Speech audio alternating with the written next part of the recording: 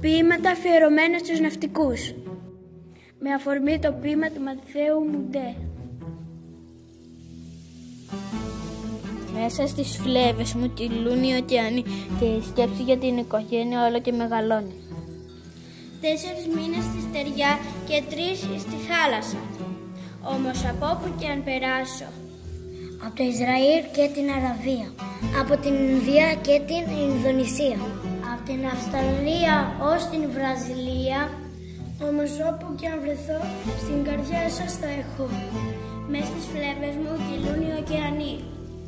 Το γράμμα μου να έρθει έτσι ώστε η καρδιά αγάπη πάντα να έχει. Μες στις φλέβες μου κυλούν οι ωκεανοί, που πλέω και που βλέπω, που ζω και που αντέχω.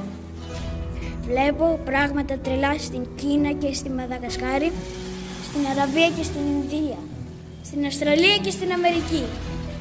Τόσα μέρη πήγα, αλλά στην καρδιά μου και στο μυαλό δεν ξεχνάω. Εγώ πάντα θα σας αγαπώ και θα γυρίσω όταν μπορώ. Μέσα στις φλέβες μου κυλούν οι ωκεανοί. Μανούλα μου γλυκιά, μου λείπει στην καρδιά. Μανούλα μου γλυκιά, σε φιλώ από μακριά. 4η τάξη Σχολικού Κέντρου Καρταμήλων.